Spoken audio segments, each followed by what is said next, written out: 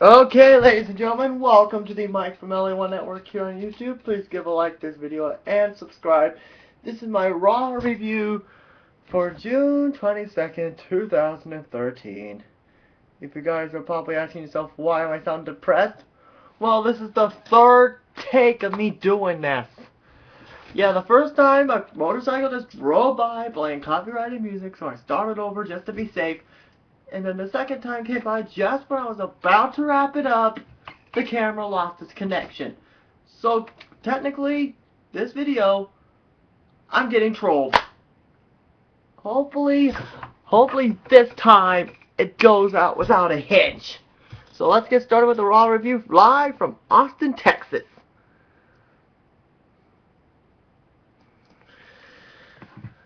First was the contract signing between the WWE Champion John Cena and Daniel Bryan with Raw General Manager Brad Maddox.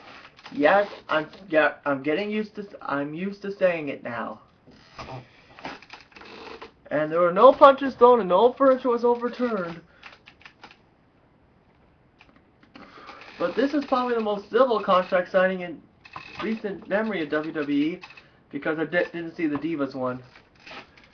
But I did see the Hell in a Cell one. So, yes. And Brad Maddox asked John Cena, why did you choose Daniel Bryan? And John Cena said, because he deserved it. And boy, the fans, including myself, believe he deserved it.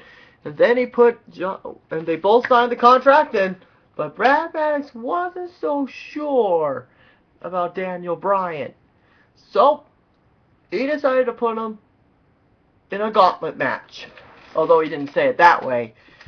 But we'll get to those later on. Next, it was the World Heavyweight Champion, Alberto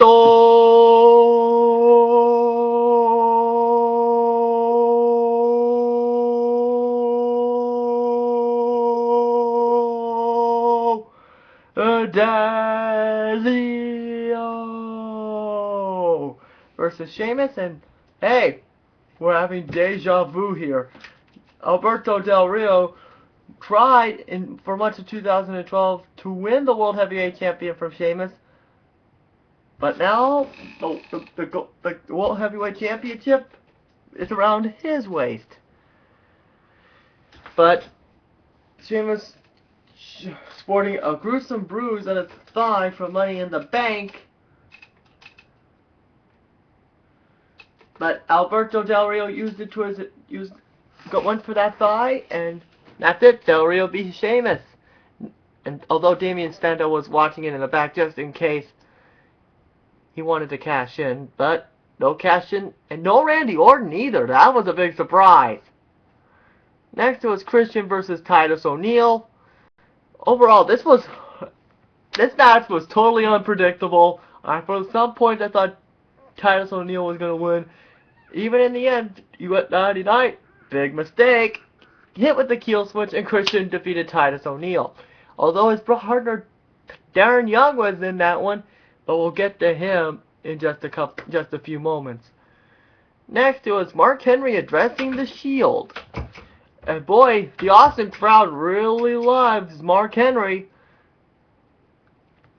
He said, "I'm proud to be from Texas," and he was proud to be raised down the road in Silsbee, Texas, which I thought it was close. I thought Silsbee was close to San Antonio, but I actually didn't know that. It was close to Austin. So if I talk to Mark Henry, I gotta ask him that. But then the Shield came down just when then Mark Henry was doing well, but the numbers game took advantage, and then the Usos came out, and it was even game. So the beginning of a Mark Henry face turn. So I'm thinking it's a face turn, because why are the Shield going after Mark Henry then?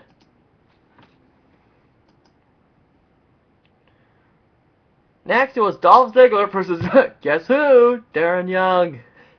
This was again another unpredictable match. The crowd just went nuts when Ziggler's theme music dropped.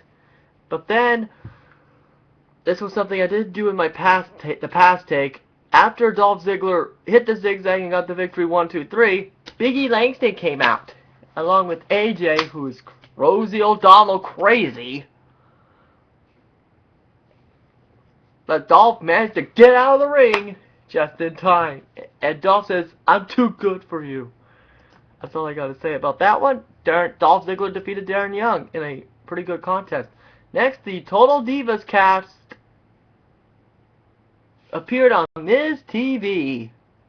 And boy, this was actually a great segment. I mean, we got to see the preview of the premiere episode. And plus, probably the big surprise, Miz let Jerry the King Lawler MC the interviews, which is great. Because we all know how much he loves the Divas. He said hi to the Divas that he already knew. Then he went to JoJo, who introduced himself to her. And JoJo, I'm thinking, I want to see her abilities in the ring. Next, we got the fiery redhead, Eva Marie. I'm hoping I'm pronouncing her name right. She wanted to make a name for herself. Yeah, she slapped Jerry the King Lawler's face. Okay, Eva Marie, if you want to make a name yourself in the WWE, slapping Jerry Lawler was not the best idea. So, yeah. So overall, I think Eva Marie's going to be a heel, which is good because we need another heel besides AJ. Next, it was Cody Rhodes versus the Birthday Boy. Fandango. Yeah, the only reason why I found out it was Fandango's birthday was because, well, during the beginning, Summer Rae Street was on the bottom there, so, yeah. And when Fandango's theme hit, yeah, I couldn't hear the fans going, da da da da da da. Yeah, compared to the crowd in Brooklyn. Or heck, compared to the... Also, before we go on, there is something I want to say. During the Total Divas segment on Miz TV, I didn't even notice this.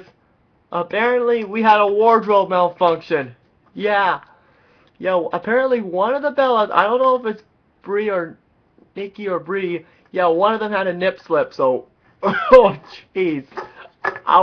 I did not see that. I was not aware of that, so I didn't see that, so, I gotta say that one.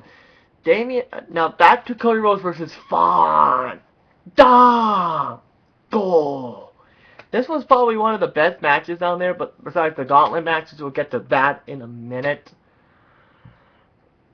Damien Sandow was on commentary, and close to the end of the match, Damien was attempting to screw Cody. But Cody hit the disaster kick, nailing both Damien Sandow and Fandango. But then Cody Rhodes hit the crossroads on Fandango, and that's it. Cody Rhodes defeated the Birthday Boy. Next, and this is the point where I realized, now this was probably the best match of the night for me. Brock Lesnar called out Paul Heyman and Brock Lesnar. He didn't want to talk, he wanted to fight. Although Brock Lesnar was not there, and he gave WWE.com their headline, "I am not afraid of Brock Lesnar." And in fact, he challenged Brock Lesnar to a match at SummerSlam, which we all know was coming. But then, Paul Heyman, and he demanded of the Best versus the Beast, and then Paul Heyman came out via satellite. What a surprise. And apparently was next to Brock Lesnar, although he remained off-screen to offer a rebuttal. And then, the response, the world wanted to hear. If it's a fight you want, CM Punk, your challenge at SummerSlam is accepted. So, yes! So it is official. Our second match for SummerSlam is official. CM Punk versus Brock Lesnar. What stipulation? We have to find that out. So overall, I'm going to be there at the Staples Center, and I'm going to show Staples Center off in the video. So, yes! Next, it was Wade Barrett versus Rob Van Dam. This was probably one of the unexpected good matches. Yeah, Wade Barrett didn't get his mojo on because what do you expect? He never faced Rob Van Dam. And also, this Friday on SmackDown, it'll be Rob Van Dam versus Alberto Hidalgo. Okay, you need a drink. Because doing the this is scaring me. And thank you for turning off your radio while driving by. So, Rob Van Dam hit the 5-star block splash, and that's it. I gotta say about that. Next is the gauntlet match between Daniel Bryan versus Jack Swagger. Yeah, one of the first two. Yeah, Daniel Bryan.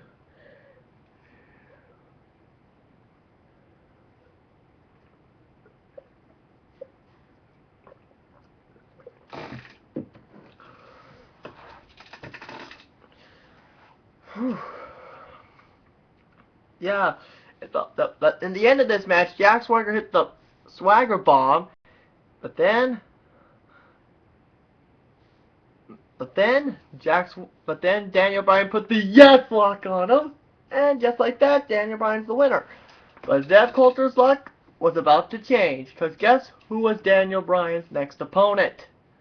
Yeah, Antonio Cesaro. This would have been a fantastic match. This is probably the best. This was the best match of the night.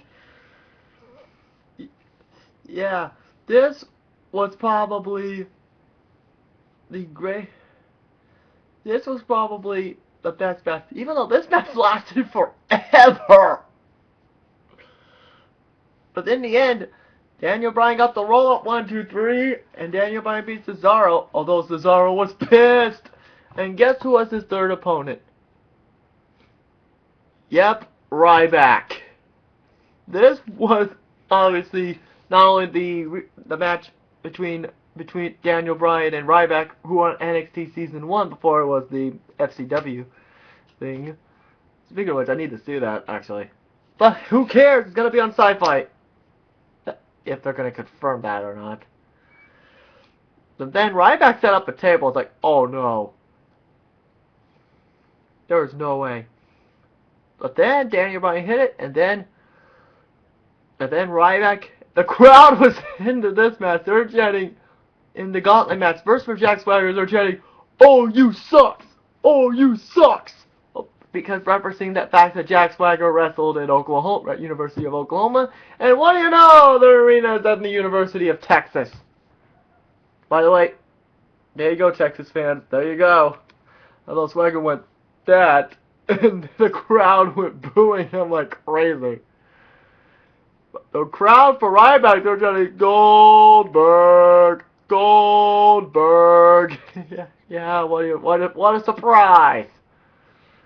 But then Ryback powerbombed John Cena not John Cena, Daniel Bryan through a table, and right after that, John Cena came out beating the crap out of Ryback. So Daniel Bryan won by disqualification. And so next week's main event will be Ryback versus John Cena in the tables match, and Daniel Bryan versus Kane. So overall, this was not bad of a Raw. Besides the fact there was no Randy Orton, no Big Show that was being advertised, and no Wyatt family. Which the Wyatt family was a tad bit disappointing, but I understand. But no Big Show after you advertised that. I guess he's gonna show up on SmackDown most likely. So overall, not that bad of a Raw. So, good night, everybody.